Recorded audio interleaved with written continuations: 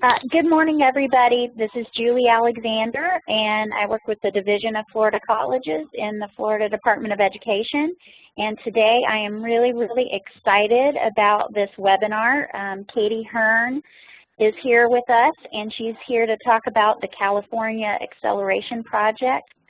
And I'm really excited actually about this entire webinar series. Today is the first. It's the kickoff of the webinar series that we in the Division of Florida Colleges are doing in conjunction with Jobs for the Future. And Michael Collins is going to take it over from here, my partner in crime. And I just want to say thank you very much to Mike and to Katie Hern for joining us this morning. Fantastic. Thank you so much, Julie. I'm going to just say just a brief words and get to the great content that Julie and I have lined up today. What I want to start out with is by thanking the Division of Florida Colleges. We at Jobs for the Future have partnered with the Division of Florida Colleges for almost 10 years now, starting with our relationship in Achieving the Dream, which all of you know about, but our relationship continued with the Developmental Education Initiative, as well as with Completion by Design. So it's been great to collaborate with the division, and I've probably met many of you on the call. We just want to say that Florida's doing excellent work, and while the legislation around SB 1720 I know came as a shock, it's just been amazing to see all the work that's been done to redesign, to have developmental education programming serve students better and increase completion. What we want to do today is to continue kind of a conversation, really kind of peer-to-peer, colleague-to-colleague. We thought that it'd be helpful to put you all in contact with people at the national level that have also been toiling in the vineyards, trying to redesign developmental education so that it works for many more students. And we're really pleased today to bring Katie Hern into the conversation. Katie's with Chabot College and has just been doing amazing work with her colleague, Myra Snell. Katie's at Chabot and has great information for us. I'm going to turn it over to her in just a second, but before I do, just a quick layout. We're going to hear from Katie, and then we will have an opportunity for questions and answers, a little discussion that Julie and I will moderate, and we'll probably have some questions for Katie ourselves, and then really try to get to questions from you. But before we invite Katie to come on, I'm going to ask my colleague Andrea if you will help us understand how we submit questions during the discussion. Andrea? Sure, thank you. So yeah, when we get to the Q&A portion, folks will notice on their screen there's in the right-hand lower corner of their screen, there's a chat button. So if people who have questions, if attendees can enter those questions in the chat section, you'll see there's an option there to send questions either privately to the host or to everyone. And we just ask that if you could please send any questions that you have, select everyone so that we can all see the questions. Another note on logistics, there's a short video clip in the presentation. And for anyone who's calling in on the phone, you'll just need to make sure that your volume on your computer is turned up at that time, because the video sound will not be coming through the phone. It will come through your computer. And finally, just to note that we are recording this webinar, and we'll be sending a link out to Julie afterwards so that she can share that for anyone who missed it or who wants to watch it again and can see that video, as well as we'll include a follow-up resource from Katie. So that is it. That's excellent. Thank you, Andrea. So just one last word from me before I invite Katie to share her presentation with us is that I should just let you know that, for those of you who don't know, Jobs for the Future, we're a research policy advocacy organization. We're based in Boston, and we work across the country, and we really work to help people develop the skills and credentials that they need to have economic mobility. And so I just wanted to situate kind of the organization, and this is the work that we've been partnering with the Florida college system on. So with that, I'm going to invite Katie. And Katie, I want to thank you so much. These webinars are scheduled for 11 o'clock Eastern. Katie is from California, and I know that she has a toddler that's running around. And so you were very gracious, Katie, to do this early, and we appreciate it. Thank you so much for your work and your leadership on DevEd Redesign. I welcome you to present to our colleagues here on the line. Thank you so much. Great. Thank you, Michael, for having me. It's a pleasure to be in dialogue with the Florida colleges. I know you guys are under some time pressure that legislation introduced to you, but everybody that I've spoken with in Florida, including some folks in Valencia and Miami-Dade, has just been wonderful in trying to maneuver with it. So I'm hoping that today's workshop can be helpful in that. So I'm the director of a project called the California Acceleration Project.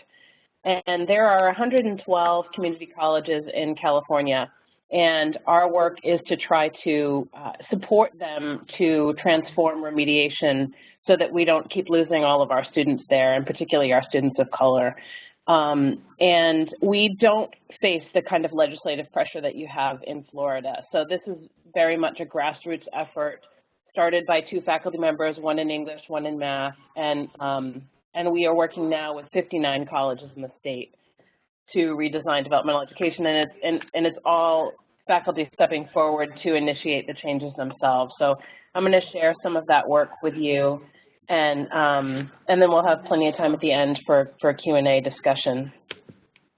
So this is first, I think that you should all be aware, but to ground us in what's the problem that we're trying to address, is the unintended consequences of the way that we've set up developmental education historically. And national research from CCRC and others has shown that the more levels of developmental courses a student must take, the less likely that student is to ever complete college-level English and math, the gateway courses that are and those courses are a really important early momentum point toward their longer-term goals. So that's a problem. I mean, I think as an educator who works in developmental education, we wanted these courses to be helpful to students. That was the goal. And so we just didn't understand that the structure that we had set up was going to have this unintended consequence. Sorry. So this is what some data looks like from my own state. You may have seen something for your own college, or if you have statewide data for Florida, but this shows statewide in California over a 3-year period that the lower down the student begins in our developmental sequences, the less likely they are to complete college English in 3 years. So if they start 1 level below, 48% will complete college level English in 3 years. 2 levels below, it drops to 34%, and 3 or more levels below, it drops to 19%. So I don't know if there are any math folks on the call, but math numbers might predictably look worse. Students who start 1 level below in math, 35% complete a transferable math course in 3 years. 2 levels below, it's 15%, and 3 or more levels below, it's 6%. So this is the problem that my project is really focusing on, is we, as faculty members, we don't feel good about these numbers. This isn't how we want it to look. So we're working together to try to do things differently. And another part of the urgency that we're feeling is just how much placement is an equity issue in our own state. So statewide, Black and Latino students, more than half of the Black and Latino students who are placed into remediation are placed at that 3 or 4 levels below position in college math. And just to sort of say why that matters, that's the group that has the 6% completion of the gateway course in 3 years. So if more than half of our Black and Hispanic students are starting there, that means that more than half of them really don't have a shot. And then disproportionate low placement is also an issue in English. The numbers aren't as large, but you can still see that 3 times as many Black students are placing 3 or 4 levels below college English than white students. And so these numbers of the high attrition rates are really hitting certain students hard, and that drives us to try to think differently about what we're doing. So our goals in CAP are to substantially increase the proportion of students who complete transfer level courses in English and math, and to narrow the equity gaps between groups. And as I mentioned before, there are a number of research studies that show that completing those early momentum points really makes a large difference in completion of longer-term goals like degree and transfer. So it's a really important early mark to help students hit. And then this is just part of the grounding foundation of our work in CAP, is to understand that all this attrition and remediation is a structural problem. So, you know, it's just to sort of walk us through what I think we all know, that if a student is placed 2 levels below college English or math, they face what we call 6 exit points where they fall away. So they have to enroll in that first course, and we know from the national research that a lot of students opt out right there, that they get that first placement and they decide, you know, I wasn't sure I really was cut out for college, and they just opt out. But if they do enroll, they have to pass that first course. And if they pass it, they have to then enroll in the next course in the developmental sequence. And we know, again, from research that we lose people between courses. Actually, we lose more people between courses than by failing courses. If they pass that second course, they have to enroll in the college level course, and then they have to pass the college level course. So, and then as each layer you add 2 exit points that go along with it. And how this looks at my own college is, well, I'm seeing that my animations aren't working in this. So we don't know, at my own college, we don't have data on how many students we lose before the first developmental course. But if they do enroll in that course, 66% of them pass the first developmental course within a 3-year window. It might be the first attempt, or it might be a repeated attempt. If they pass that first course, 93% enroll in the next developmental course. If they enroll in that second course, 75% of them pass it. And if they pass the second developmental course, 91% go to the college level, and 78% of them pass it. So this is a 3-year cohort study of fall 2006 data. And what you can see is that the individual numbers in the pipeline don't look that bad. I mean, I think having more than 90% of your students persist between courses is really pretty high. And the pass rates, maybe that first course could be a little stronger, but otherwise they're not bad. But the problem is that this is one giant multiplication problem, which I didn't know until I started working with my math partner in this work, Myra, is that it's 78% of the 91%, of the 75%, of the 93%, of the 66%. So it's really 33% of your starting group that is completing college English in 3 years. And that just doesn't feel good at all, 33%. And it's sort of shocking that the numbers get that low when they individually, when you're just looking inside the sequence, they don't look that bad. In fact, they look kind of good, like we could feel good about ourselves with a 91% persistence rate. So one thing I just want to sort of to hit this point a little harder is that we often say, well, the problem is that 66%, that if we could just get that higher, then everything would look better. And this is a thought experiment that we run through with people, and normally I do it with animations, but the system is not letting me do it. So we just say, well, let's do some what-if scenarios. What if we could get that first course up to 75%? Then 37% of your starting group will complete the college level course. What if we could get it to 80%? And again, this is across all sections, full-timers, part-timers, fantastic teachers, demoralized teachers, new teachers. If you got it to 80% across all sections, 40% would complete the college level course. And if you got it to 90%, 45%. And I just think, and this is one of the things that makes me and Myra say, wow, we really need to think very differently about what we've been doing, because we can't live with 45%, and in this structure, that's probably an impossible goal anyway, to have 90% of your students in a community college, and my college has a very high population of poor and working class students, and they have a lot of pressures pulling them away from school. So to have a 90% pass rate in our first open access developmental course, we're never probably going to get that across all sections. And then even if we did, still only 45% of the students are going to complete college English in 3 years. That just, that just doesn't feel good. And then to just drive the point home is that even if we had 90% passing and persisting at each level, we still would have just 59% of the students completing college English in 3 years. So that leads us to one of the bottom lines that drives us in the California Acceleration Project, is just this idea that improving our results within the existing multi-level system with all those exit points is never going to be enough to have numbers that we can feel good about. And so what we need to do is eliminate or significantly reduce the exit points where we lose students to attrition and remediation. So this is, as of last year, we had 47 colleges that have worked with CAP to offer English and Statistics accelerated English and Statistics pathways. We now, as of this coming year's crop of colleges, we're up to 59 out of 112. So we're over the halfway mark in our state, which feels very good. And then what all of these projects share, now the pathways are designed locally, so there can be quite a bit of variation between them. But what they share is students' time in remediation is reduced by at least a semester by the curricular redesign the faculty have done. Remediation is aligned with college level requirements.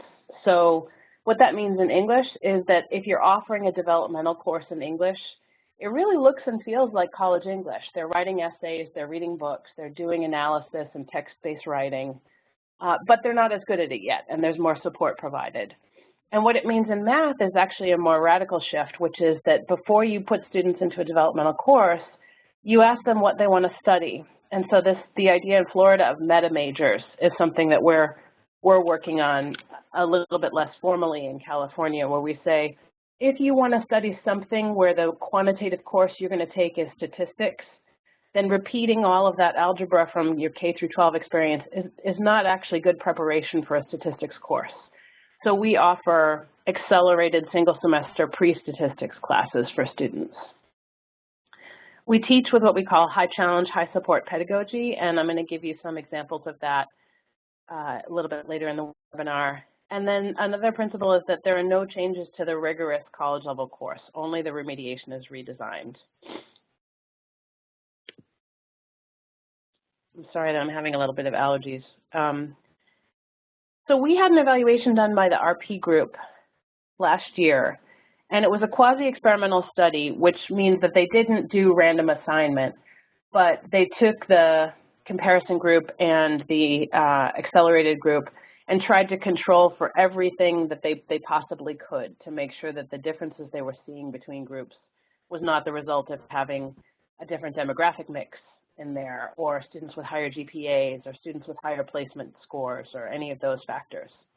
So what they were, and it was across the first 16 community colleges that worked with us in CAP, and it was looking at the metric that we go for, which is completion of a transferable math and English course. So on the math side for us, it would be statistics and then college English.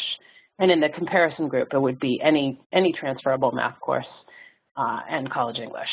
And what they were doing was comparing students in traditional and accelerated remediation, and they controlled for all those covariates that can influence outcomes, race, financial need status, GPA, all of those things. And then they followed students for 2 to 3 semesters after the intervention, depending on the cohort they were looking at. And it was a pretty good group of students, so it was just about 2,500 students with about 3 times as many English folks as math. Because acceleration in English has been much faster growth in California than acceleration in math. And this is what they found. So controlling for all those pre-existing differences between students, they found that in English, students' odds of completing a transferable course were 2.3 times greater in what they called, in what we're calling high impact models of acceleration than students in traditional remediation. I'll say a little bit more about that. And in math, students' odds of completing a transfer level math course were 4.5 times greater than students in traditional remediation. And these are huge gains. And when you think about education research, that, learning community, I started my community college work doing a lot of learning communities, and you would be happy if you saw a 10 percentage point gain. That would be a big gain, or even a 5 percentage point gain. But here we're talking about their odds of completing being 2 and 4 times higher. Is just huge gains. In English, the difference, there was a lot of variation in the models that colleges piloted. And if they piloted something where the students still had another layer of remediation to get through afterwards, or they had to have a special waiver to go forward, that the standard wasn't that they finished the accelerated course and they'd go directly to the college level. In cases where it was still layered, they saw little to no effect on completion of college English. Whereas if the student could finish the accelerated course and go directly into the college level course, that is the high impact model. That's where their odds were 2.3 times greater. So the bottom line for us on that was that if a college accelerated, but not very much, and students still had to go through multiple layers, they weren't seeing gains from that. Another thing they found that was really important and addressed a lot of the concerns that we often hear from faculty is that there was benefit to every student group that they looked at. I mean, I think faculty often have a concern that some group of students is going to be harmed by redesigning the curriculum in this way. And so they looked at all ethnic groups, low-income students, students who had taken ESL courses, students who hadn't graduated from high school. You don't have to graduate from high school to go to a community college in California. Students with low GPAs, students with disabilities. Every subgroup that they looked at had better results in the high-impact models of acceleration and in math. And so the researchers, this was their conclusion, is that students from an array of skill ranges can be prepared for success in transfer level English or statistics. No specific placement level was associated with negative outcomes, indicating these accelerated pilots adhered to a do no harm principle.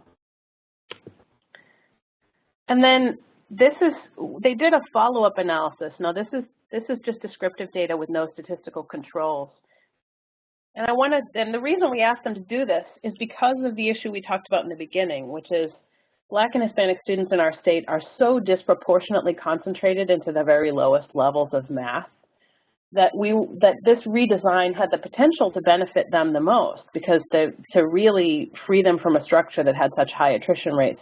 But we wanted to see if that was true in the data. So we said, can you go back to the math colleges and see, do we see more Black and Hispanic students making it through their transfer level math requirements? And the answer was an unequivocal yes. So what you can see is the blue bars are the traditional pathway, and then the red bars are the accelerated statistics pathway. And what you want to see when you're looking at achievement gaps is you want to see every group do better, and then you want to see the bars getting closer together, and that's what we're really happy to see here. In fact, this little comparison is one of the ones that is my favorite. So under the traditional remediation system, Asian students had the highest completion of transferable math course at 23%, and Black students had the lowest at 10%. So Asian students' completion was 2.3 times higher than the Black students. And under the accelerated statistics pathways, the Black students not only erased that gap, but slightly outperformed the Asian students in remediation. So this is the power of structural redesign to developmental education, is that it's just an incredible lever for not only increasing completion, but in cases where you have disproportionate low placements, for really reversing or entirely closing achievement gaps. Okay, so now to switch to the teaching of it. So one thing about acceleration, I think a hesitation that I often hear from faculty is that this is just, acceleration means rushing people through, that the word acceleration triggers for people a concern that students are just going to be rushed through, that there's not a concern for quality, and they're worried that students are going to be harmed by this. So what we say first and foremost is acceleration, the way we're defining it, is not just teaching the same things faster. And so I want to, in the next few slides, give you a sense of that. And the first thing we're going to do, and this is where we're going to have the video component. So if you called in by phone, you're going to need to make sure that you're looking also at your computer online, because the volume, you'll only hear it if you're listening through the computer. So I'm going to show you just a 5-minute video from my accelerated class at Chabot College. This is from fall 2009, and it's to give you a sense of my own college. We have a long-standing integrated reading and writing class that's one level below college English, and it's open to any student. We don't have a minimum placement score. We don't have prerequisites on it. It's an open access course, one level below college English, and it's 4 units. And you're going to see a class session from week 2 in my semester. So this is a new class, and we're in a unit called A Critical Look at Education. And they've read, before this class period, they read a short piece from Malcolm X's Learning to Read in his autobiography. They've read a piece by Mike Rose. They read a study by education researcher Jean Anion of how economic class is influencing the education students receive in public schools. And they're about to read, they've read, for this class period, they've read an excerpt from Paulo Freire's Pedagogy of the Oppressed. For those of you who know it, it's chapter 2, where he discusses what he calls banking model of education and problem-posing model of education. And I've asked the students to, when they read, to look for what does he mean by those 2 terms, and why does he say banking model is oppressive, and why does he say problem-posing is liberatory. So you're going to see them working in groups to address those questions. Okay, Andrea. Like you just keep the pause.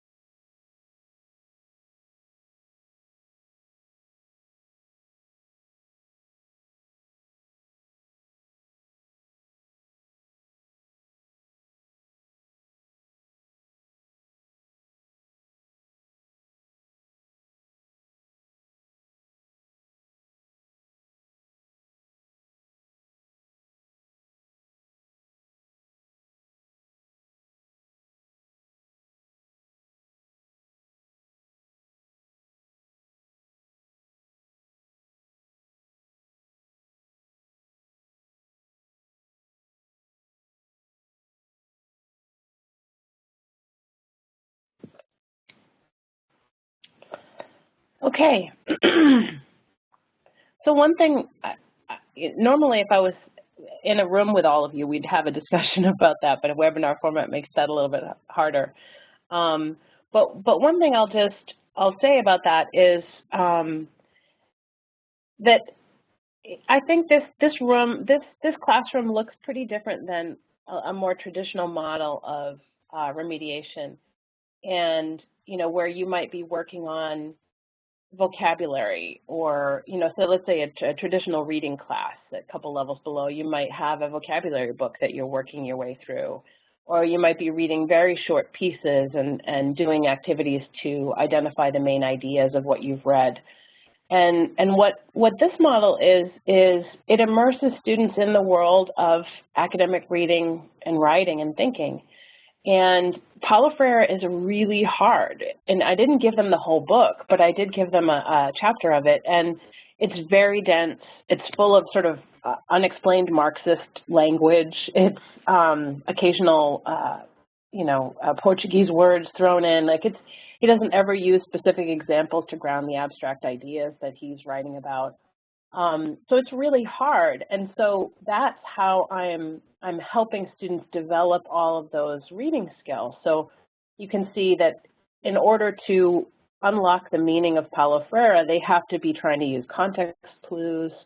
They're building a lot of vocabulary as they go, and it's the collaborative meaning-making environment of the classroom that is how they develop those skills, with obviously coaching and facilitation and some guidance from me as the teacher.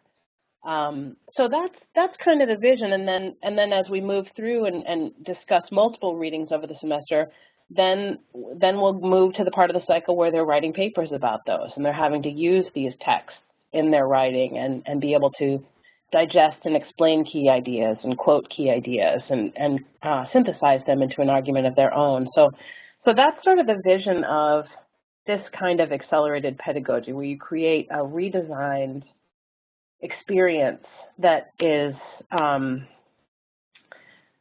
this, I've been sort of talking through this as we go. So this is that in the traditional remediation, what we have tended to do is front load sub-skills on the assumption that before a student can do a more complex task, they must do its component parts. So workbook exercises on recognizing main ideas, building vocabulary, or in writing, grammar exercises before paragraph writing, personal essays before text-based essays. And this model of accelerated pedagogy sort of throws that out the window and says, we're going to give underprepared students experience with college-level reading, reasoning, and writing tasks, but we're going to do it in an environment with more in-class support than a regular college course. And that they're still working on those sub-skills. They're still building their vocabulary. They're still focusing on how to identify a main idea, use context clues, write paragraphs that make sense and are coherent. But they're working on those sub-skills in the context of more challenging work. So in the context of reading a Paulo Freire article, or writing a synthesis essay right at the beginning of the semester. So starting with text-based writing at the beginning. But as teachers, we know they might not be great at it yet. Some of them might be. Some of them might be really strong at it right out of the gate.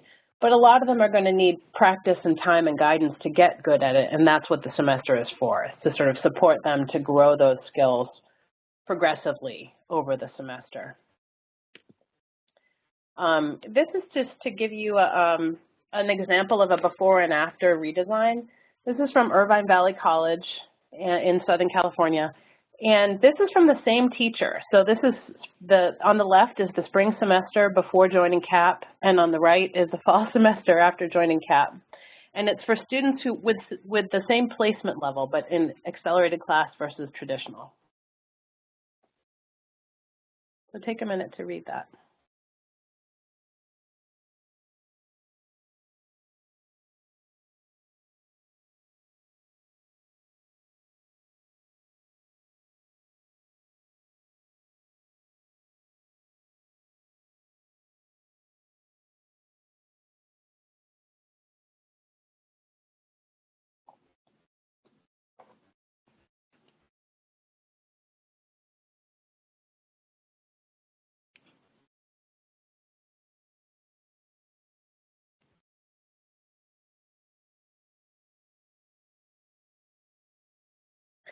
So I just want to say I think this is a really beautiful encapsulation of the shift that we see teachers making as they redesign developmental education in English, is to sort of move away from these more prescriptive, small, very, very small scale tasks that really don't look very much like real college writing, to much more complex, text-based, analytical, critical thinking-based assignments. And just to remind you that both of these classes are serving students who, under the placement test, had been categorized as 2 levels below. Okay, and then I want to switch to math before we wrap up for Q&A. So this is, in math, it's really true that acceleration is not just teaching the same math faster. So one of the things that I didn't know before I started doing this work was just how completely misaligned the algebra sequence is with the study of statistics. And apparently inside the math discipline, they're all clear about this and agree. It's not really controversial. So what you're looking at here is what Myra calls the world's worst PowerPoint slide. This is the table of contents from a traditional combined elementary and intermediate algebra textbook, with all of the content covered. It's one of those giant, like, 20-page textbooks that cost $160 or something. And what she did is she made a Xerox of the table of contents, and she handed it out at a department meeting of math faculty and gave everybody a highlighter. And she said, I want you to highlight anything in this table of contents that is needed in a statistics class. So when students are working on the kinds of statistical problems that they will encounter in a statistics class, which of these topics do they need to be able to do the work? And what you see, the little orange bars, it's a sort of a compilation of anything that anybody said in the room. So, and what I want you to get from the slide is just how few of the items were really needed. And that, if you ask math faculty, like, and how much are these needed, and what's the depth, that they could say, well, we could teach a lot of that, and, sort of in review. It wouldn't take very long to review these topics inside a statistics class. So this was a sort of a shocking thing for me as an English teacher, that, I would have students who were in their second semester of comp with me and who were struggling with their math. And I would say, well, you're going to really need that math, though, when you get to the college level. So you got to go to the tutoring center. You got to really try hard. I know you're feeling discouraged, but you need that. And what I realized from this is that they don't need that. If they're going to be a political scientist or an English major or a journalism major or be in administration of justice, they don't need all of this stuff that they take over multiple semesters and disappear. Like there's a huge misalignment. So that's where Florida is sort of, I think, ahead of the curve in terms of statewide having clarity about meta majors for different areas of study and then tying the math requirements to that. And so in a traditional, this might look like a traditional math classroom with sort of decontextualized algebra activities, symbolic procedures, template word problems, the train, word problems involving a train leaving a station. You're not going to see these inside a redesigned CAP classroom. What you're going to see is more like this. Students are working on data analysis and decision making in the face of uncertainty.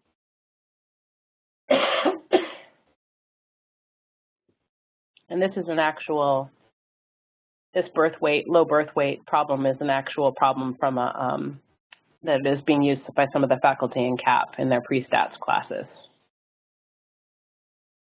And I'd say as an English teacher, I think this looks like a great math class. I would love to take this math class. And the previous slide, I'm not excited about that math class. So just to sort of sum up, this is my last slide.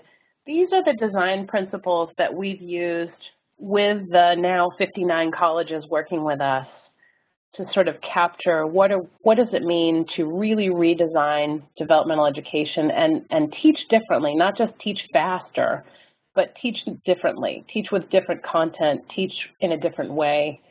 And these are the 5 principles that we've named. So the first is backwards design from college level courses. So kind of in English, the vision of a junior varsity college English class is the developmental class, and then they go into the varsity level, college level course the next semester.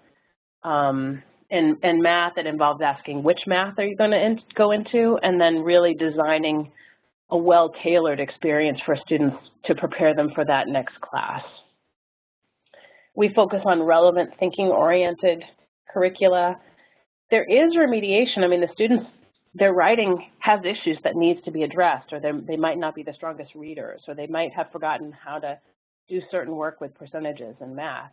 So we need to remediate those things, but it happens just in time inside the context of more challenging college-level tasks. The classroom, as you saw in the video, it has a lot of opportunities for low-stakes collaborative practice with the course content. And then we encourage teachers to be really intentional about thinking about students' affective needs, thinking about, for example, the role of fear in the classroom, thinking about, we always share portions of Carol Dweck's work around growth mindset versus fixed mindset, and think about how do we set up course policies and class environment to minimize the sort of affective things that can pull students away. So that's it for me, and we can move into the Q&A, and I look forward to hearing your thoughts. Excellent, Katie. Thank you so much. Always excellent to hear your good work and examples. I want to invite Julie. I've got a couple questions myself, but I wanted to give Julie an opportunity first with any questions, comments, observations for you, Katie. So Julie. Thanks, Mike. Katie, that was great and extremely informative. I have a very long list of questions that I will not barrage you, but I do kind of to help maybe the audience with context on the policy side in California, just to kind of compare with the policy side in Florida. A couple of questions, if you don't mind. So you have how many community colleges there in California? 112, and they're all separately governed. And they all have their own boards of trustees and separately governed. And is there a statewide placement policy, or is it institutionally driven? It's institutionally driven. So we're moving as a state. We're going to have a single statewide test and hopefully multiple measures database in the next couple of years. They're going to roll that out. But right now we all pick our own assessment tests, set our own placement scores, decide whether and how we want to value high school work. Yeah, it's the Wild West. It's completely decentralized. And so some of the colleges were offering maybe 3 levels of developmental education in the traditional model, some maybe 2. Yeah. Okay. There's one college in here that I can think of that actually there's more than, so in this first group that we have the data from, there was one college that had 6 levels below college English. There was one college that had 4 levels below college English. Couple of colleges that had 4 levels below college English. Wow. Yeah, and those were interesting colleges because they some of them did a sort of made a conservative step toward acceleration. So they would take the levels 1 and 2 below and make one accelerated course from those, and then take the levels 3 and 4 below and create an accelerated course for those students. And that's how the researchers were able to get to notice, oh, some models of acceleration are having really big effects, and some models are really not. And that's how we got clear that taking the lowest students but not giving them truly a path that allowed them to move into college English quickly, we weren't seeing gains from that. So. And so, thank you for that. Do you have any policy, or do any of the institutions have policies that require students or compel students to enter or enroll in English communications and mathematics courses within a specified time frame. You know, the FGIC student has to enroll in, if they have to take developmental in X number of credit hours or anything like that? Do not have that. I don't even know of a college that does that. I could try to dig around in California and see if there are some colleges I think maybe might do that, but none in our group were doing that. Yeah, no. What about enrolling from developmental into the Aligned Gateway course or the college credit course? No? No, we don't have that. So just like your policy environment is so completely different than mine that, you know, I think on every question you might come up with, my answer is going to be no. There's no central, what is centralized in my state is the tuition is set by the state and the funding structures are set by the state. You know, what we're reimbursed per student, and some of the policies that kind of really connect to funding and how many times you can repeat a course and things like that. But no, I mean, curriculum is locally determined, placement is locally determined, and policies around, I mean, there's at least one college in California that does self-placement in English, where the students could place themselves into college English if they want to, and they're very happy with that. So, right. Well, and that's basically for the most part, that's kind of where we are statewide.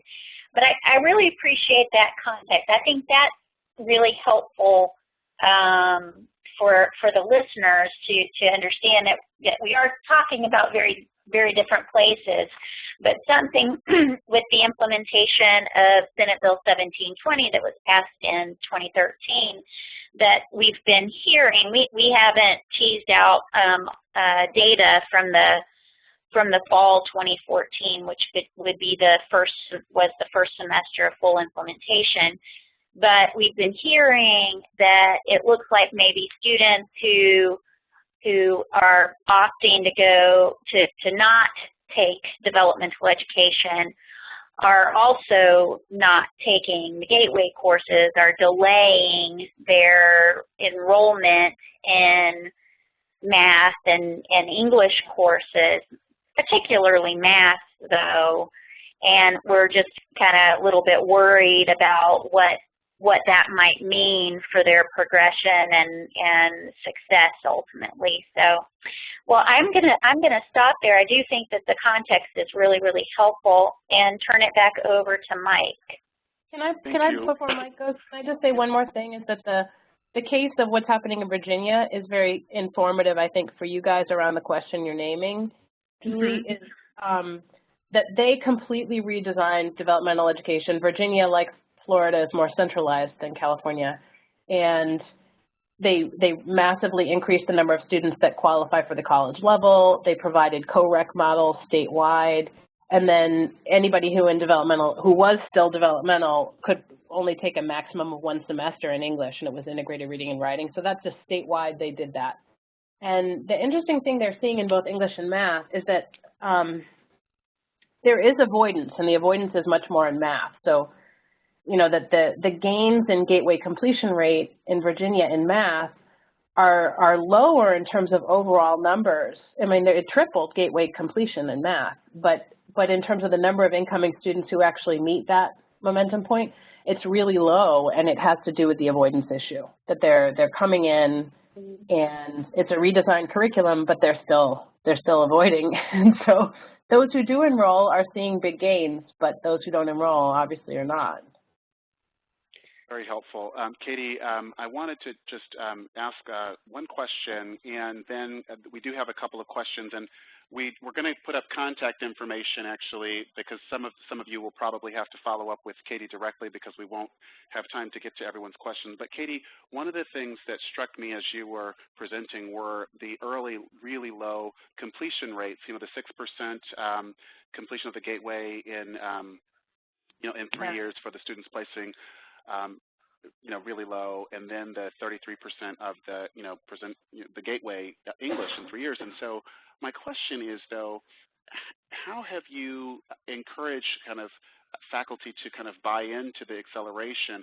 some of the conversations I've had around kind of with the faculty is that they really believe that students really need the help, but the evidence is showing that very few students are coming out of and when we say when saying they need the help, I mean a lot of times we're talking about kind of maybe more instruction. A lot of it is traditional instruction, and so is it the data? What caused faculty to move to try kind of radical and new kind of methods? Kind of so how are you getting other colleges in California to see that the help needs to look different and actually try some new things?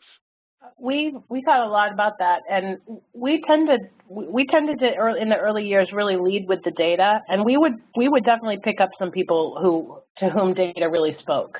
So some of our the people who stepped toward us early were really compelled by the data. We also though always combined it with classroom video and samples of student work and samples of class assignments, so that I mean, there's something about, for some teachers, we can share all the data we want, but if we didn't have that classroom video, and we have another classroom video in math, too, that we show, where you can see actual students that look like your students doing work that you probably would never have given them, because you just would have thought that's not their level, that's too challenging, or that's too, wow, you gave them Paulo Freire, is what teachers will often say to me. It's like, yeah, and they, they struggled with it. They didn't have perfect comprehension by the end.